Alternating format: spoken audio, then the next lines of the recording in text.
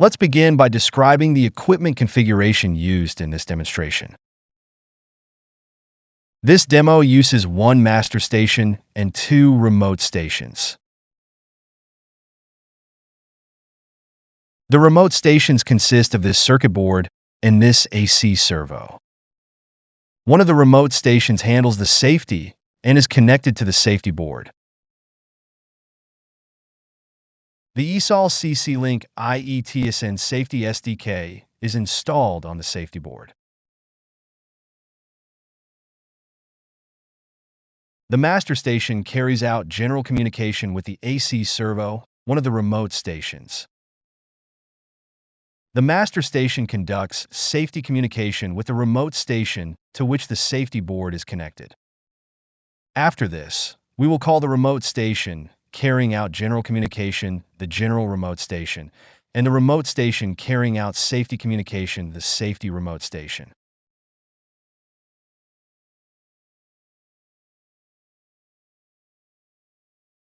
Next, let's look at switches and LEDs. Both switches and LEDs are connected to the safety board via I/O pins.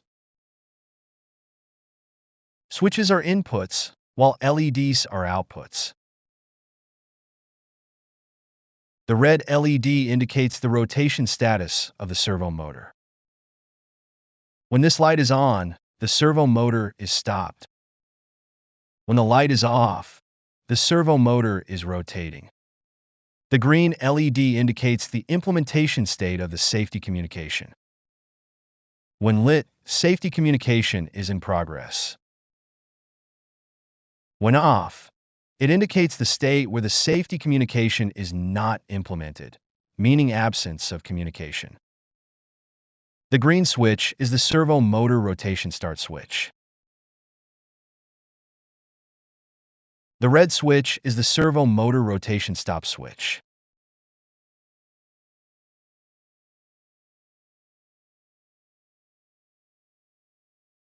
The motor is connected to the general remote station. Pressing these switches starts or stops the rotation of the servo motor.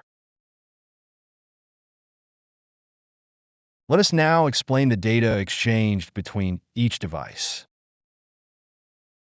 The data exchange between the safety remote station and the master station includes the states of the switches and LEDs. The safety remote station transmits the switch's status to the master station. The master station transmits the LED lighting status to the safety remote station. The safety remote station controls the LEDs according to their lighting status.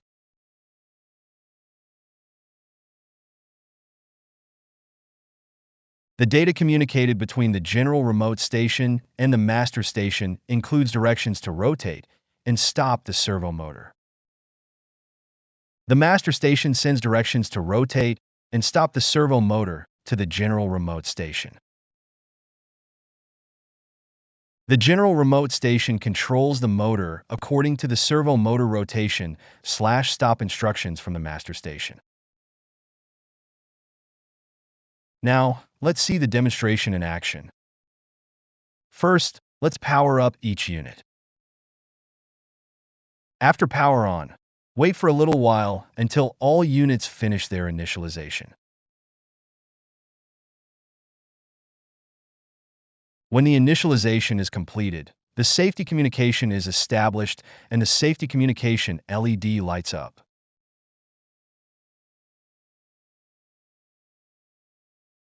At this stage, the servo motor is initially stopped and the servo motor rotation status LED is on to indicate that the motor is stopped. In this state, when the servo motor rotation start switch is pressed, the servo motor rotates, and the servo motor stop LED turns off.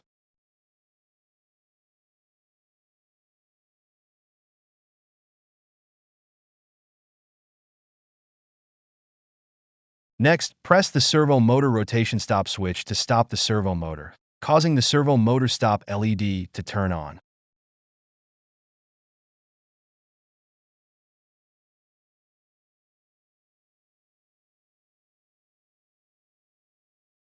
This demo repeats these actions.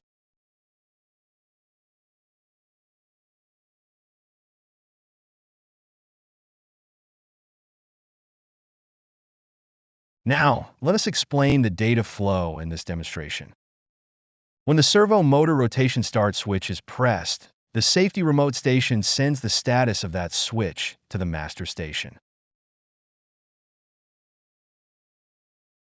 When the master station receives the servo motor rotation start switch press status, it sends a servo motor rotation start command to the general remote station and a servo motor stop LED off command to the safety remote station.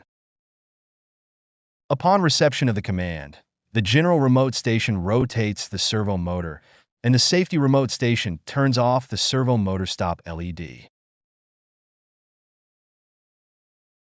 When the servo motor rotation stop switch is pressed, the safety remote station sends the servo motor rotation stop switch press status to the master station. When the master station receives the servo motor rotation stop switch press status, it sends a servo motor stop command to the general remote station and a servo motor stop LED on command to the safety remote station. After receiving each command, the general remote station stops the servo motor and the safety remote station turns on the servo motor stop LED.